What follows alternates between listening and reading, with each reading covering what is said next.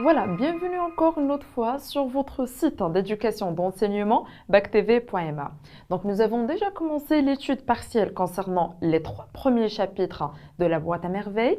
Voilà, c'est parti pour la suite top chrono. Donc aujourd'hui, nous avons le 4e chapitre concernant la même œuvre, le même roman autobiographique d'Ahmed Safraoui, c'est la boîte à merveilles.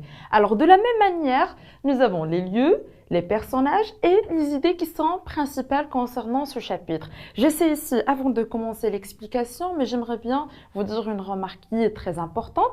Lorsqu'on parle bien sûr d'un récit de vie, il y a trop de détails, il y a trop d'événements à citer, trop d'idées à citer, mais là, je suis en train seulement d'expliquer les idées qui sont principales, que vous devez normalement, bien sûr, capter ou bien retenir concernant ce chapitre-là. Alors, c'est parti. Donc, nous avons concernant les lieux de ce chapitre-là, c'est toujours Dashwaf à la maison de la voyante et la maison de la Aïcha. On a vu ça dans les chapitres, plutôt dans les personnages.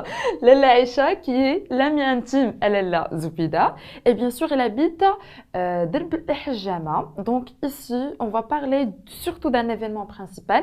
C'est la visite de Lalla Zoubida chez Lalla Aïcha à Derb el-Hijama. Et bien sûr, les ennuis de cette dernière ou bien de son mari Moulay El Arbi qui était escroqué ou bien arnaqué par son associé. On verra ça tout à l'heure. Alors les personnages, nous avons Sidi Mohamed, le narrateur enfant. Nous avons ses parents, bien sûr, on parle de Lalla Zoubida, Ma'alem Abdeslam. Lalla Aïcha, comme je viens de signaler, amie intime, ancienne voisine à Lalla Zoubida. Moulay El Arbi, c'est son mari. Et on va même parler de son associé qui était auparavant son ouvrier, c'est Abdelkader. Alors maintenant concernant les idées principales, on commence par l'arrivée du printemps. Les premiers jours du printemps sont là. Ça veut dire, la première partie que nous avons déjà faite concernant les chapitres, les 3 premiers chapitres, c'était la saison de l'hiver. Maintenant, cette deuxième partie, ça veut dire à partir du 4e chapitre jusqu'au 7e chapitre, c'est la saison du printemps. 8e chapitre jusqu'au dernier chapitre, c'est bien sûr l'été. Je vais y revenir par la suite dans le schéma d'analyse méthodique concernant des informations complémentaires sur la totalité de l'œuvre, la boîte à merveilles. Alors, donc les premiers jours du printemps sont là. Lalla Zoubida qui va bien sûr commencer à préparer chez elle des gâteaux, du sloué, etc.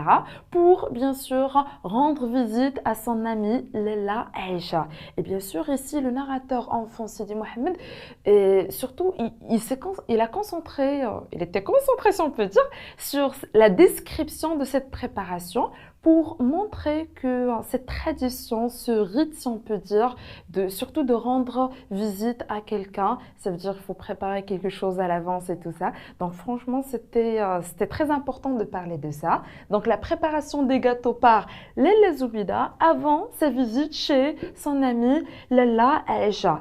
Alors, il commence à faire la description de la maison de Lalla Aïcha et bien sûr, il va en profiter, ça veut dire profiter de cette journée. Pour les deux femmes, ça va être le papotage, le potin, vous connaissez les femmes et tout ça. Et pour l'enfant Sidi Mohamed, il va bien sûr en profiter pour jouer avec les enfants du voisinage de cette amie, bien sûr, Lalla Aïcha. Alors, par la suite, il y aura un événement qui est très important. C'est lorsqu'on va parler des ennuis de Lalla Aïcha.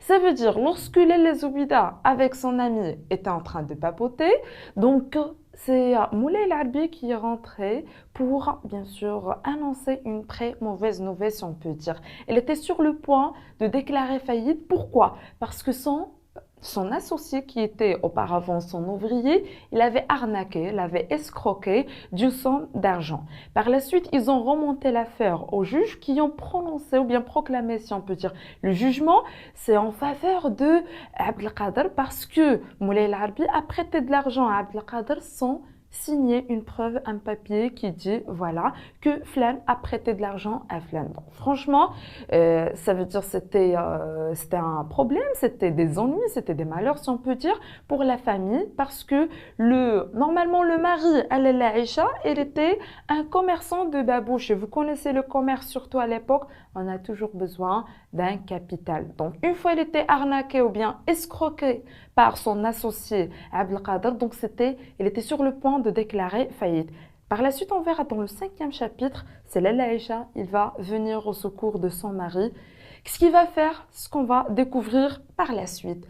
Alors, et la dernière idée que nous avons ici, c'est l'imagination de Sidi Mohamed, l'enfant de 6 ans. On part de deux éléments qui, bien sûr, nourrissent son imagination, les récits légendaires de Abdallah l'épicier et le discours de son père qui était tout le temps pour lui un personnage calme, indifférent et tout ça. Donc voilà, c'était la dernière idée. J'ai essayé de donner un résumé global et surtout de me focaliser sur les idées qui sont les plus importantes. On passe maintenant au cinquième chapitre.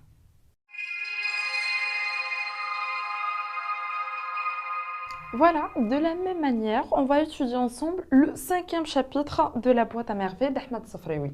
Alors, nous avons les lieux d'Al-Chouafa, ou bien la maison de la voyante, le Msid, ou bien l'école coranique. Les personnages, donc Sidi Mohamed avec ses parents, Sidi Mohamed l'enfant de 6 ans, c'est le narrateur ici, ça veut dire la plupart du temps, et le frère ou bien le maître de l'école coranique et les enfants de la même école, bien sûr, ce sont les camarades de Sidi Mohamed.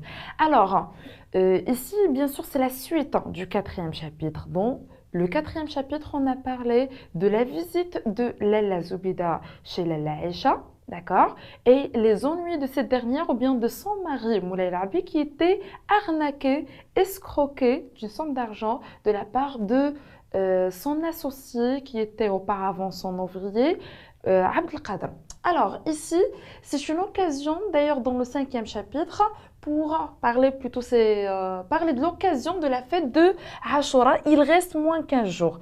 Donc la fête qui était principalement citée dans le roman autobiographique La boîte à merveilles d'Ahmed Safraoui, c'est la fête de Ashura. Et bien sûr, le narrateur Sidi Mohamed, il nous parle de cette fête pendant 3 chapitres. Le premier chapitre, c'est le cinquième chapitre, moins 15 jours. Le deuxième chapitre, c'est le chapitre suivant, le sixième chapitre, moins quelques jours. Et bien sûr, le septième chapitre, ça va être sous forme de moins 2 jours, la veille de la fête et le jour de la fête de Ashura. On verra ça par la suite en détail. Alors, donc c'est l'occasion de la fête de Ashura. C'est d'ailleurs le frère qui va commencer, bien sûr, à parler de cette fête aux enfants, bien sûr, les écoliers du Msid, si on peut dire. Donc, elle était pour la première fois, donc souriant et surtout pitoyable. Ça veut dire aucun des élèves n'a reçu des coups de sa baguette de cognacier que nous avons vu dans le deuxième chapitre, qui était considéré comme un moyen de châtiment, de punition, et surtout c'était la source de cauchemar et de souffrance pour tous les enfants, surtout l'enfant Sidi Mohamed, le narrateur enfant de bien sûr ce roman autobiographique. Par la suite, on verra, il y a le dévouement de Lalla Aïcha ou bien le sacrifice de cette dernière parce que son mari, il était sur le point de déclarer faillite après l'arnaque bien sûr de la part de son associé et on a vu dans le quatrième chapitre que les juges, ils ont prononcé, c'est-à-dire le jugement en faveur de Abdelkader parce qu'il n'y avait pas de preuves.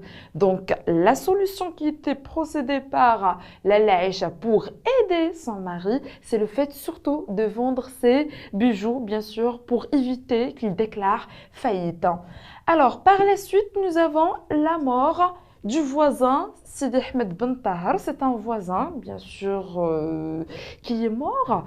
Et sa mort, plutôt cet événement, a marqué le voisinage, la vie du voisinage et surtout la vie de l'enfant. Parce que c'est la première fois qu'il va bien sûr assister aux funérailles, aux obsèques, bien sûr, de ce dernier, le feu Sidi Ahmed Ben Tahar. Et bien sûr, c'était un événement malheureux qui a marqué d'une part la vie du voisinage et surtout de l'autre part la vie de l'enfant Sidi Mohamed. Et surtout quand on parle de la mort, pour lui, c'était une source de souffrance, une source de cauchemar, comme la baguette de cognacier du frère, comme le regard pitoyable, impitoyable du frère, parce que ici, c'est une exception, il était pitoyable parce que il était content ce jour-là. Ça commence bien sûr à parler de la fête de Ashura qui, bien sûr, approche à grands pas. Il reste 15 jours. On passe maintenant au chapitre suivant. Il s'agit bien entendu du sixième chapitre. À tout de suite. C'est parti maintenant pour le sixième chapitre, bien sûr, concernant toujours la boîte à merveilles d'Ahmed Sefraoui.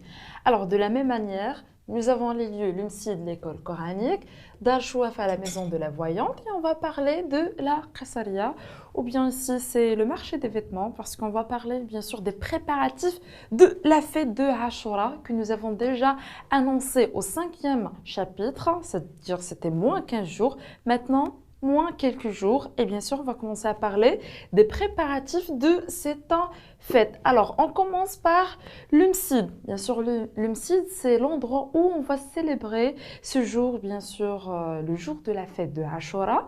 Donc, UMSID, on commence à faire quelques préparatifs. Déjà, j'ai cité, bien sûr, quelques-uns.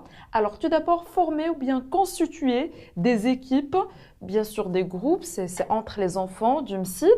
Blanchir les murs à la chaux. La chaux, c'est une matière qui est utilisée pour, bien sûr, blanchir les murs ou bien n'importe quelle chose que nous avons pour avoir cette couleur vers la fin. Donc, et surtout frotter le sol à grand eau. Donc, on commence à nettoyer en général le MSID pour le préparer, pour qu'il soit nickel pour, bien sûr, la fête de Ashura. Et si Sidi Mohamed, l'enfant de 6 ans, le narrateur, il était nommé le chef de frotteur. C'est lui qui frotte très bien le sol dans le MSID. Donc, en gros, c'était les préparatifs dans le MSID ou bien l'école coranique. Par la suite, nous avons la Qessaria ou bien le marché des vêtements ici. Donc, nous avons Sidi Mohamed et Lala Zoubida, les deux. Ils sont partis pour acheter bien sûr des habits ou bien des vêtements pour cette fête. Et bien sûr, c'est spécialement pour Sidi Mohamed. Donc, il a acheté une chemise, gilet, sacoche et des babouches neuves pour qu'il soit prêt à fêter cet an, bien sûr, ou bien célébrer cette fête, c'est Ashura. Donc, retour à la maison d'Al-Chouafa. Rahma, qui est la voisine, bien sûr, au premier étage, c'est la femme de Driss L'Oued, qui est un fabricant de charrues. Donc, il va insister pour voir les achats. Ça veut dire ici, c'est pour projeter un petit peu de lumière sur le partage que nous avons entre les voisins, spécialement les voisines. Et donc, il a partagé ce plaisir de voir les achats qui sont faits par Lala Zoubida pour son fils Sidi Mohamed. Donc, en gros, ce sont les événements plus ou moins principaux dans le sixième chapitre. C'est la suite du cinquième chapitre. Nous avons encore une autre suite pour la fête de Ashura. C'est le septième chapitre. Normalement, ça va être divisé en 3 étapes. Moins de jours concernant la fête de Ashura, la veille de la fête et finalement le jour de la fête avec les activités faites ce jour-là. Alors, à tout de suite, le septième chapitre.